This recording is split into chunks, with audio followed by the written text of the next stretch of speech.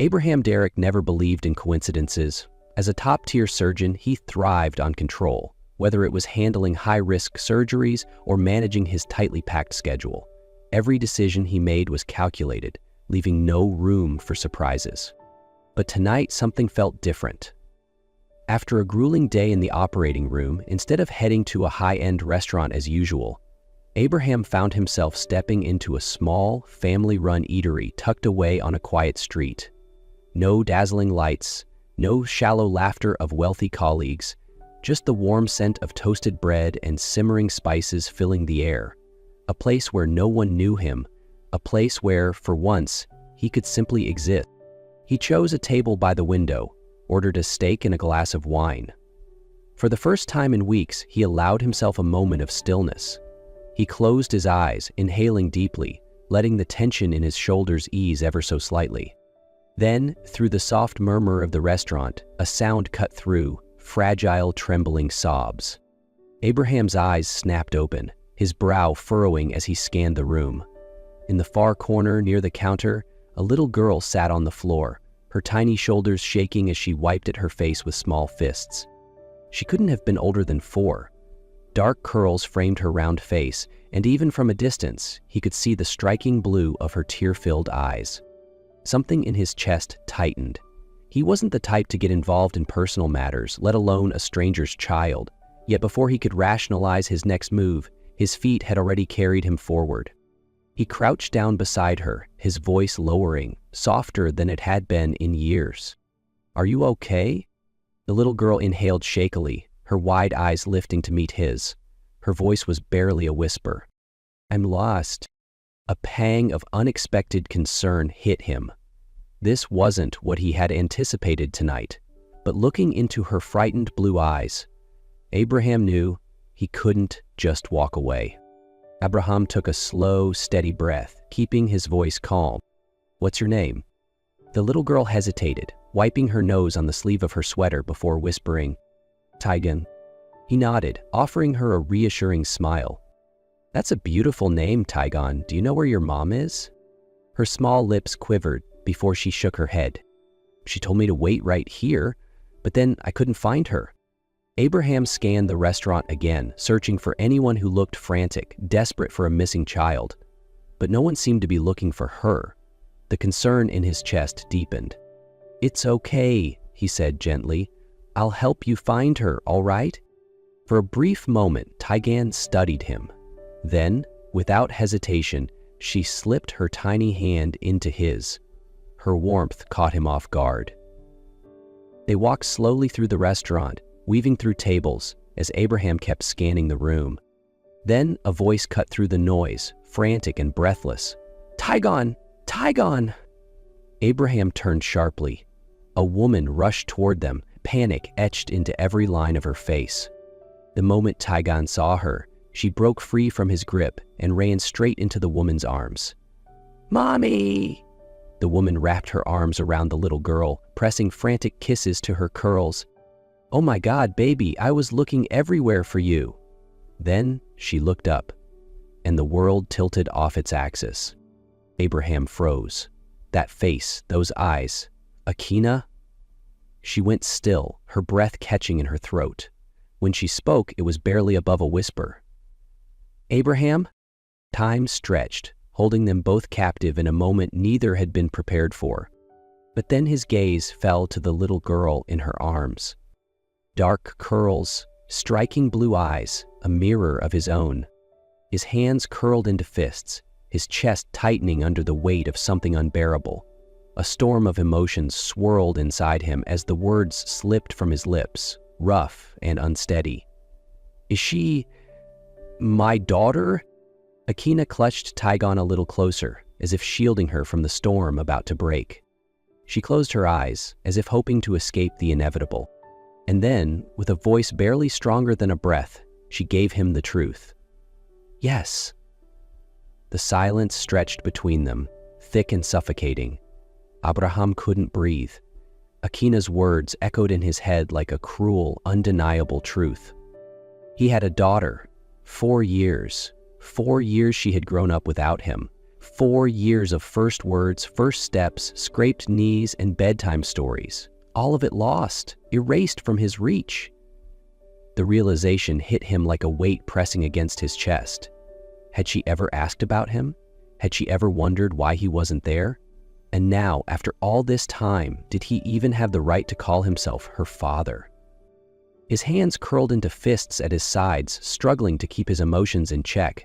He wanted to shout, to demand back the years that had been stolen from him, but all he could do was look at Akina, his gaze sharp, filled with something raw. "Why didn't you tell me?" Akina pressed her lips together, her dark eyes swimming with emotions she could no longer hide. "Because you had your whole life ahead of you, Abraham. You were building a career, saving lives. I didn't want to be the thing that held you back." A dry, humorless laugh escaped him. "Held me back?" He shook his head, exhaling sharply. "You made that decision for me. You took away my right to know her." Akina's gaze dropped to Taigon, who was still blissfully unaware, playing with the hem of her sleeve. Abraham forced himself to push past the anger. Yes, he could be furious. Yes, he could demand answers. But none of that would change the truth. Taigon was here. He knelt down, his piercing blue eyes softening as he spoke. "Taigon, sweetheart." She looked up at him, her small face full of curiosity. "Do you know who I am?" Taigon tilted her head, thinking for a moment before glancing at Akina, as if searching for an answer. Then, she looked back at him. "You're the nice man who helped me." A faint smile touched Abraham's lips, but deep in his chest, something twisted, something equal parts warmth and heartache. He swallowed hard, nodding.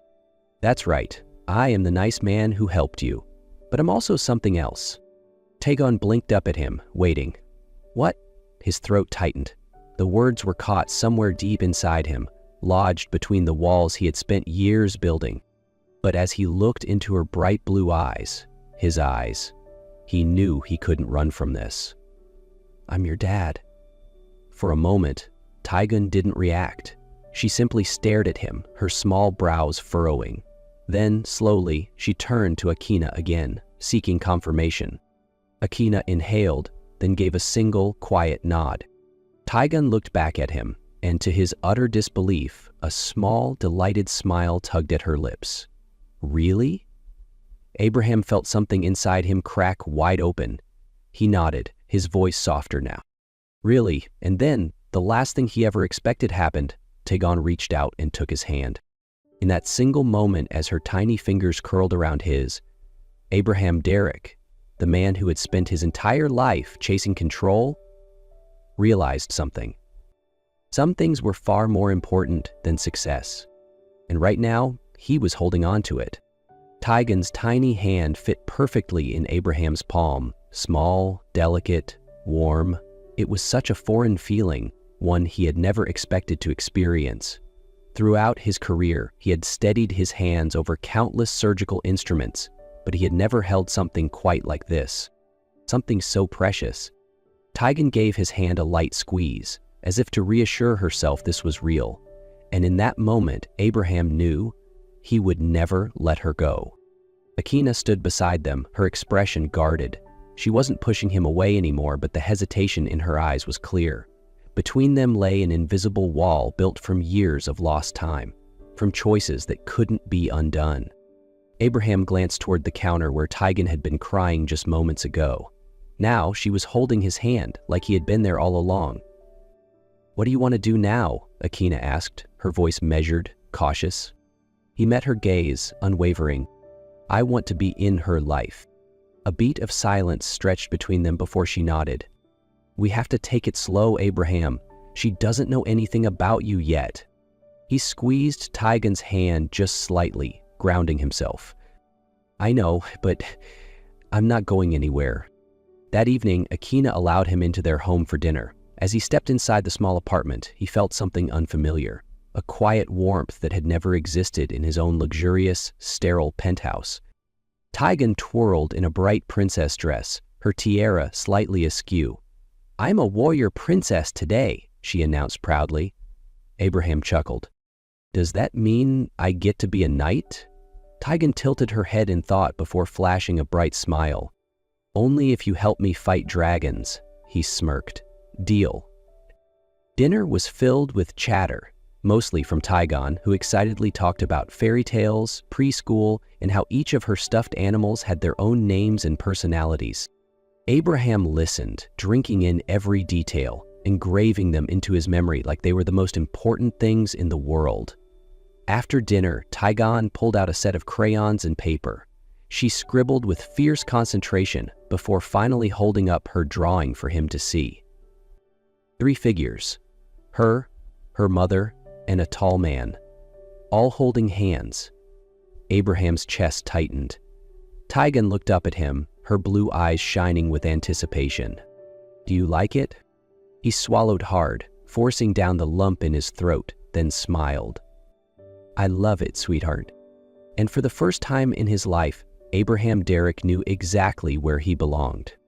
The evening passed with an unexpected ease, but as the night deepened, Akina finally spoke. "Tigan, sweetheart, it's bedtime." Tigan let out an exaggerated sigh, clutching her box of crayons as if it were the most precious treasure in the world. "But I haven't finished coloring the sky yet." Akina arched a brow. "Do you want to wake up as a grumpy dragon tomorrow?" Tigan considered this for a moment before reluctantly nodding. She stood up slowly, dragging her feet toward the hallway, but then she turned back to Abraham, her bright blue eyes filled with quiet hope. "Are you going to be here tomorrow?" Abraham hesitated for just a second, glancing at Akina. He wasn't sure if he was moving too fast, but then he saw it, the smallest, almost imperceptible nod from her. He looked back at Tigan and smiled. "I'll be here." A wide grin spread across her face before she suddenly ran forward, wrapping her tiny arms around his waist. Abraham went completely still.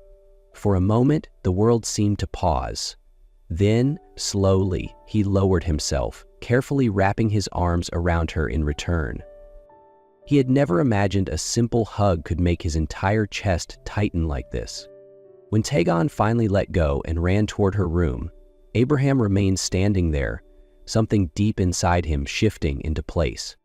Akina leaned against the doorway, arms crossed, her expression unreadable.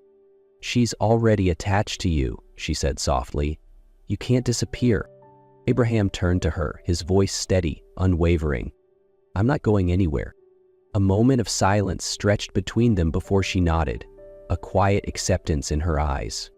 She turned toward the hallway, but hesitated just before walking away. "Good night, Abraham." It was the first time she had said his name without hesitation. Abraham exhaled, leaning back against the chair. For so long, he had believed success was the only thing that mattered. But now, as the distant sound of Tigan's laughter echoed from the small bedroom, he realized he had found something far more important. And this time, he wasn't going to lose it.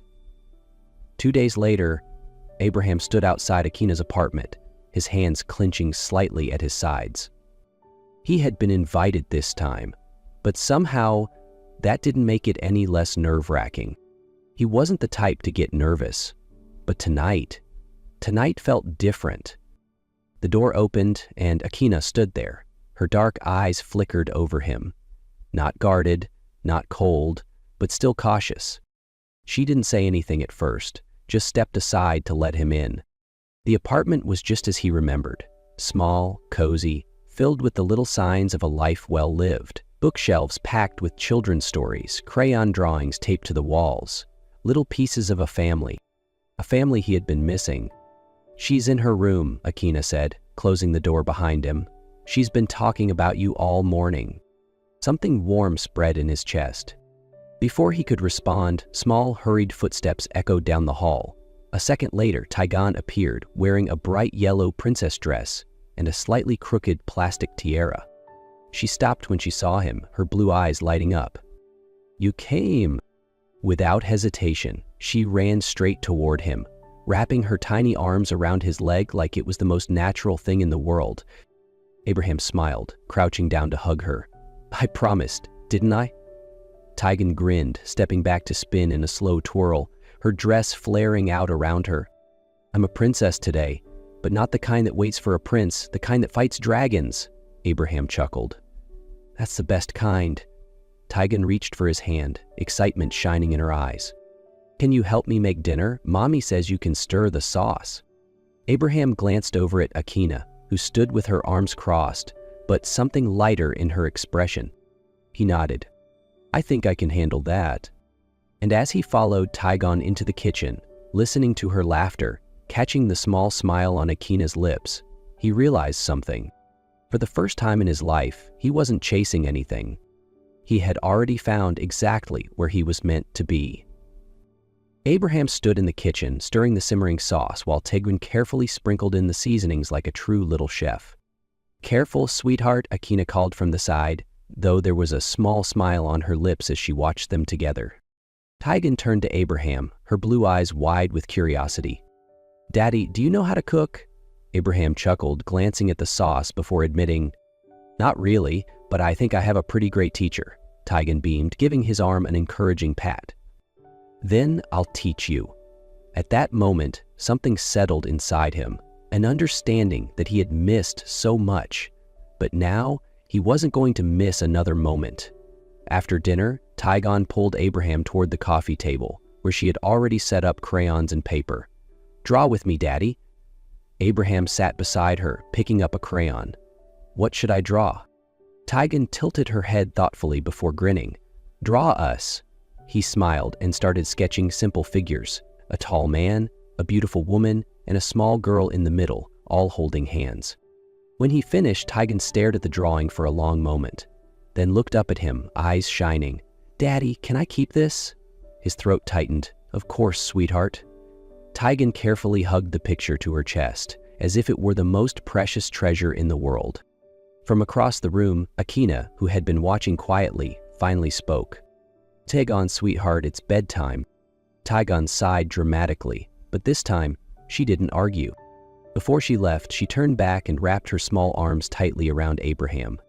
I love you, Daddy. 3 simple words, yet they shattered every wall inside him.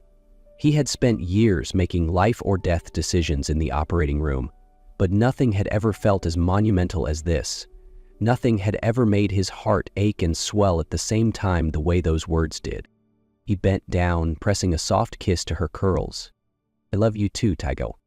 As the bedroom door closed, Abraham remained standing there, his heart full in a way it had never been before. Akina met his gaze, her expression softer than it had ever been. You're doing great, Abraham. And for the first time in his life, he truly believed it. 3 months later, Abraham knelt in the small garden behind Akina's apartment, his hands clutching a dark blue velvet box.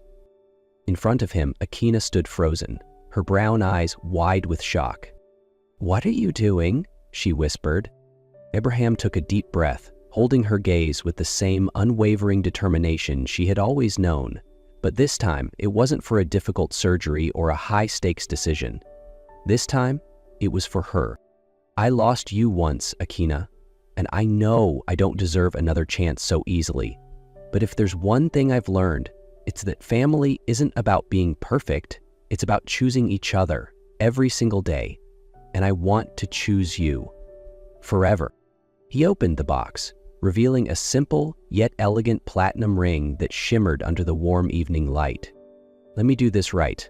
I love you, I love Tygan, and I want to spend the rest of my life protecting both of you.